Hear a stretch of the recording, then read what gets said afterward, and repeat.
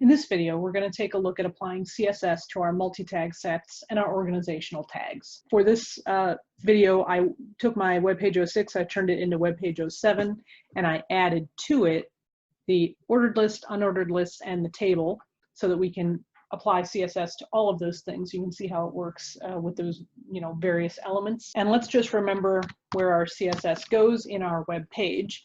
So recall we have a section called style that is up in the head of the page, and that within these two style tags, we add in all of our CSS with our curly brackets, colons, semicolons, etc. So that's what we're going to continue to do here. We're going to keep building on the CSS that's here. Now, if you're using a new page, obviously you're going to want to create a style section and then start filling in your CSS where it belongs. First, let's talk about applying some style to these lists that we have here.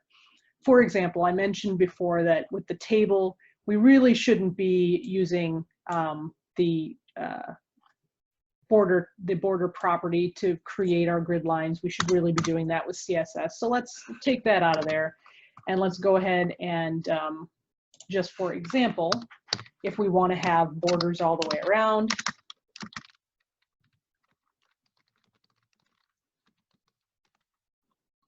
and this is a good one. This is a good one to use because you'll see in just a second. It actually has. We're actually going to set a series of attributes, and that's what we're talking about now, are attributes. We're going to set a series of attributes for the border within one CSS tag. I'm telling it the style, and we can do things like dashed or dotted. So there's some different styles, and again, I'll leave that to you to research and find out.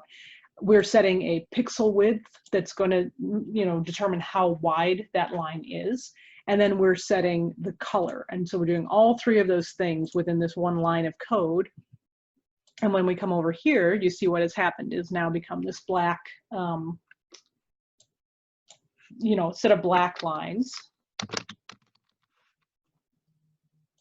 Just to show you, we really can set all of these at whatever values we want, and it's going to make those changes.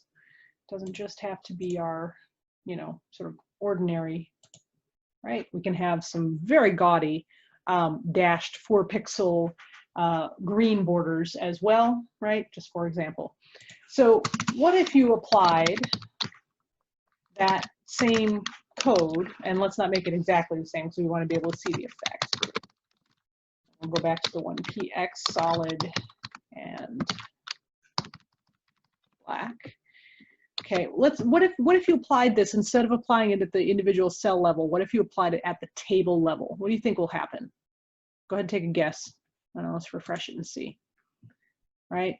So when you apply it at the table level, you get a border just around the outside of the table. When you apply it at the TD level, you get it around every individual cell. So then you get that border around the table. Now, what about our lists? So we have our LI, right? We can apply some styling to that. Well, what if we gave this a background color? Let's pick something nice and light so that we can still see our text against it. But that is a noticeably different color so that we can tell that we're doing something. So now we have a background color behind all of the LIs. Okay, what if we wanted to put it behind just every other LI? What can we do that? Can we do that in a reasonably easy way that's going to be consistent across the page?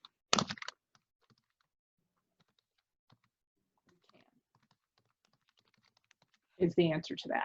We can do that by using what's called a selector. And there's a whole series of these. I talked about these a little bit when we looked at the specifications, so you can review that video if you don't recall that. But by using a selector, in this case, nth child even, which just gives the browser directions about how to count, it's only going to do 2, 4, 6, 8. Those will get this background color. What if we change this to odd? Since we've got a 1 and a 3, that'll make a little bit more sense there, right? And you see how that works. Cool, right? So there are a lot of these selectors that allow us to just target certain pieces. For example, if we did tr first of type. And again, we want to do a background color. So what this should do is to create in the first column, it should turn all of the items just in the first column, give them a background color. And again, you can go get a different background color. Okay, and you see what happened here, right?